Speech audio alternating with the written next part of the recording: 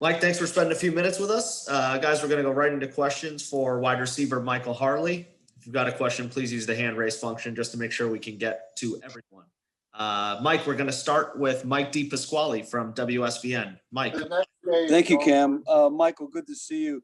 I asked Manny what he hopes to see on Saturday overall. Offensively, what do you hope to see? And specifically, without Tyreke King there for right now, how has this wide receiver group come together? Saturday, coming in, we want to see the offense be physical and, play fast and have 100% effort. And, the wide receiver coming along, all of us coming along, all the younger guys competing, showing coaches, they deserve to play, the right to play, have some playing time. And, the older guys, just being consistent and just being a leader. And, that's it. Mike, we've got Susan Miller-Degnan from the Miami Herald. Susan, go ahead. Hey, Mike. By the way, Miami football has its microphone on, Cam. But anyway, Mike, how do you feel about the QB2 competition now going into the spring game? As a receiver who works directly with them, what types of things could they do in the offseason to up their games even more? And the other part of that question is, how often do you throw and catch with Tyreke now? How's he doing? You're a quarterback, and you got recruited here. So, all the quarterbacks throw the ball well. It's, I would say, going through progression and from I don't play quarterback, but, from a quarterback standpoint, I just feel like the young guys can learn a lot from Tyreke King in the summer and, just going through the quarterback techniques and this and that, what a great quarterback need to be. I don't know. But, they throw the ball well and stuff like that. And, I throw a Tyreke King every time he get out of rehab. So, he'll see us outside catching jugs or something. And, he'll just, stand in place and throw the ball. And that's about it. Thanks. Mike, we got Gary Furman from Canesport. Gary, go ahead. Hey, Mike, how you doing? So a year ago at this time, you're sitting there, you're hoping to have a place on the team and just make some type of mark on the season.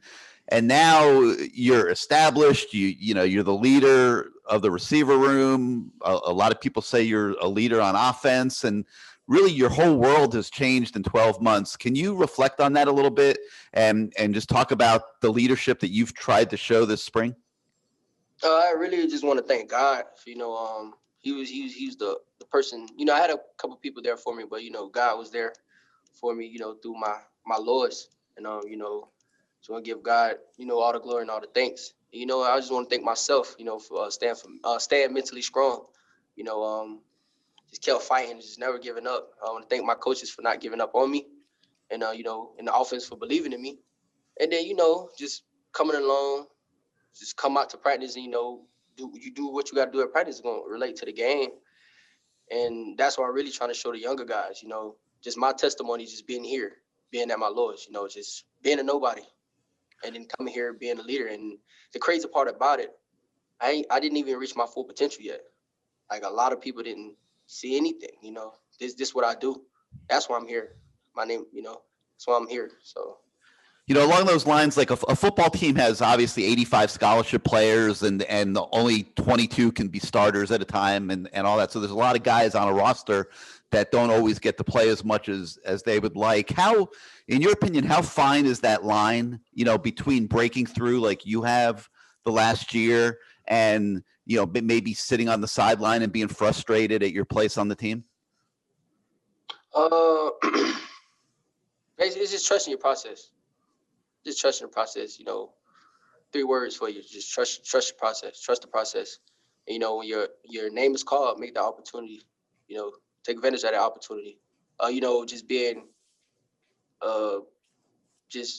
blessed enough to play my freshman year, my sophomore year, my junior year, and my senior year. It's a great feeling. For guys that's sitting, just wait your turn. Just trust the process. That's all I have to say. Awesome. Got a couple more for you, Mike. We're going to go to Chris Stock at you. Hey, Mike, what did you get out of the spring personally? Either improvement, what were you most pleased with? And then just kind of looking ahead to off season, this summer and stuff, what will you be most focused on? This spring, I want to say, just working on working through fatigue. You know, play football, fast up tempo, and you know you get fatigued. And when you get fatigued, a lot of the small things go out the window. You know, your routes don't be really on point. You don't get your depth. You know, it's details. So when I'm working through fatigue, that's just on, you know, a mental stage and a physical stage for me. And, you know, and just being consistent, really just being consistent. And then, you know, this off season, work on my speed a little more and just work on my wind, my cardio, so I can be in the best shape of my life when I can just play like, shoot, if the drive go 20 plays, I want to be in them all 20 plays. So it's just work on my, you know, cardio, you know, catching the ball, routes, and you know, get here with Coach Feely, the weight's gonna speak for itself. Last one I've got up for you, Mike, is Barry Jackson from the Miami Herald. Barry, go ahead.